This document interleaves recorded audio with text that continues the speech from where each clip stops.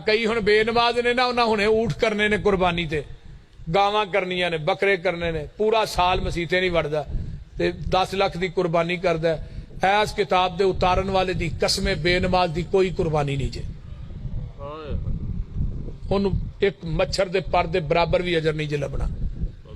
जेड़ा बेनमाज ओदी कोई कुर्बानी नहीं। मैं लिख के साइन करके मोहर ला देना, मेरे ते अदालत च मुकदमा करो, मैं हवाले पेश करा। एक बंदा पूरा साल मसीते नहीं वरदा ते मक्के टुट जाता, मैं उमरा करन चला, कोई उमरा नहीं तेरा, रब नूं तेरी कोई लोड़ नहीं। जो बेनमाज नूं कुरान ने मुशरक आख्या, मुशरक दा कोई अमल ही कबूल नहीं। अकीमिस सलात वला तकूनु मिनल मुशरिकीन, नमाज पढ़ो मुशरक ना बनो। बैन अल अब्दी व बैन अल कुफरी तर्कुस सलात, बंदे और काफर दे दरमियान फर्क कर दियो, नमाज है। कहंदे ने पा ना पढ़ी ते वक्त नूं फड़ी। ये मौलवी साहब चूंकि इल्म नाल इन्हां दा ताल्लुक कोई नहीं ते कोई ना कोई खच आए दिन मारदे रहिंदे ने। हुण इन्हां ने नवीं शुरली छड्ड दित्ती कि जनाब देखो बेनमाजी जिहड़ा है उहदी ना कुर्बानी है, ना उहदा उमरा है, ना हज है। और अगे कुरान पाक च तहरीफ करदियां होयां आयत दा गलत मफहूम बयान किया कि आयत पढ़ी कि अकीमुस्सलाता वला तकूनु मिनल मुशरिकीन, कि नमाज कायम करो और मुशरिक ना बनो। तो मफहूम मुखालफ मुराद लेंदे होयां आख्या कि जेड़ा ज़ाहिर है नमाज नहीं पढ़दा वो मुशरिक है। तो काश के मौलवी साहब को 4 लफ्ज़ पढ़ लेंदे या किसी आलिम किसी उस्ताद को 4 दिन बैठे होंदे तो इन्होंने पता होंदा कि कुरान करीम की इस आयत का मफहूम की है और इन्होंने मतलब गलत बयान किया है। और होर नहीं कोई ज़्यादा नहीं तो अपने इमाम हाफिज़ इब्न कसीर नूं पढ़ लेंदे कि उन्होंने इस आयत की तफसीर किस तरह बयान की। उन्होंने इस आयत नूं 3 हिस्सों में बयान किया है। सब तो पहले कि मुनीबीना इलैहि, कि अल्लाह की तरफ रुजू करने वाले। उस तो बाद फरमाया वत्तकूहु व अकीमुस्सलात, नमाज का अतफ किया है तकवे नाल कि तकवा परहेजगारी इख्तियार करना और नमाज कायम करना। अगे तीसरी जगह पर फरमाया वला तकूनु मिनल मुशरिकीन, और मुशरिकां विचों ना होना, यानी अल्लाह की तरफ रुजू ले आना है, नमाज पढ़नी है, तकवा इख्तियार करना है। यह मजमून अलग बयान हो गया। अगे फरमाया वला तकूनु मिनल मुशरिकीन, तो मुशरिकां विचों नहीं होना।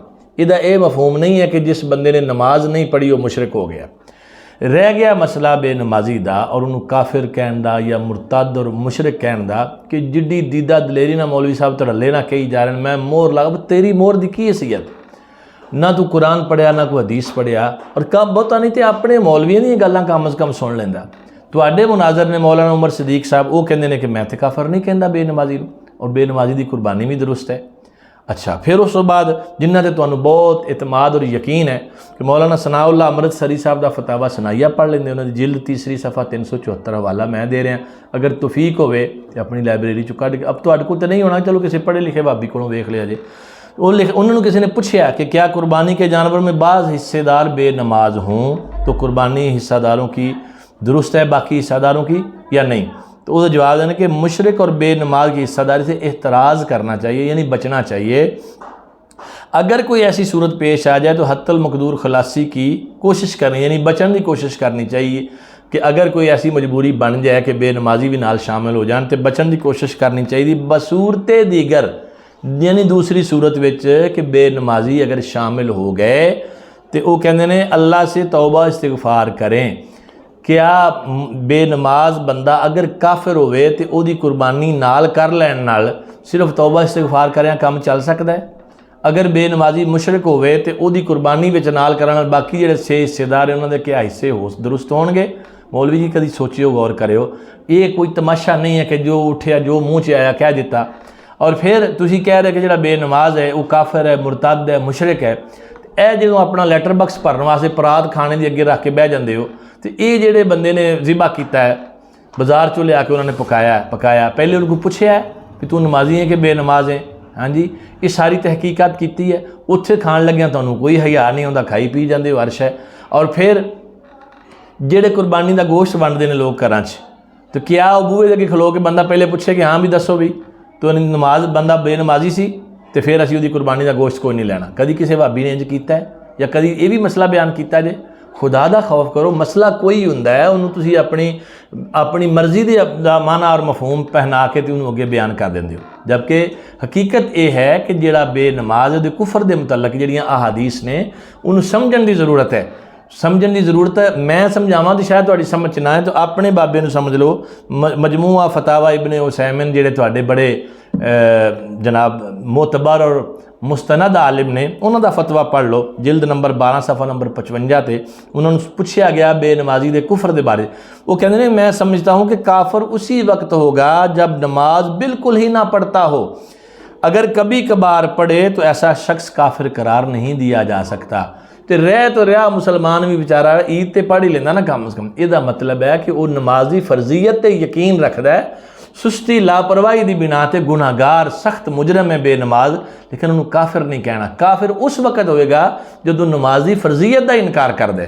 तो ऐसा मुसलमान कोई नहीं रहा। आख्या मुसलमान भी जोड़ा है बेअमल घट तो घट भी अमल वाला, वो नमाज की फर्जीयत का इनकार नहीं करता। उन्होंने पूछो भी नमाज नहीं पढ़ी, वो ये नहीं कहेगा कि फ़र्ज़ कोई नहीं, अपनी सुस्ती लापरवाही गफलत का इजहार तो करेगा।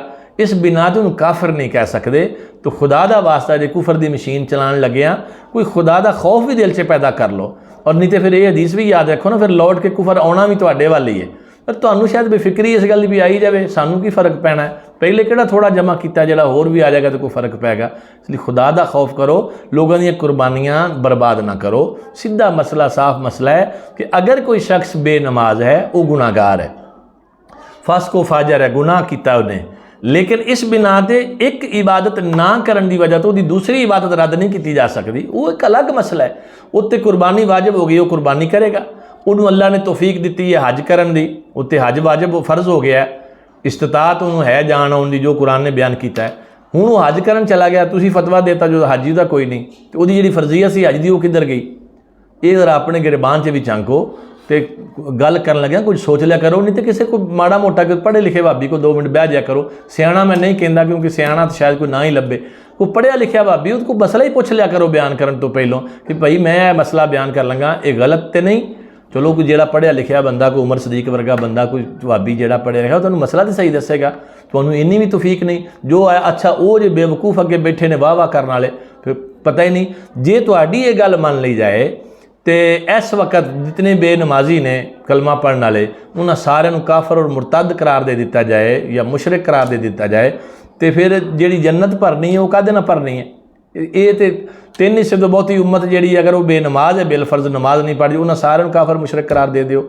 नबी पाक सल्लल्लाहु अलैहि वसल्लम ने फरमाया मेरी उम्मत मुशरिक नहीं होनी। तुसी नमाज ना पढ़नी है तो उन्होंने मुशरिक करार दी जा रहे हो।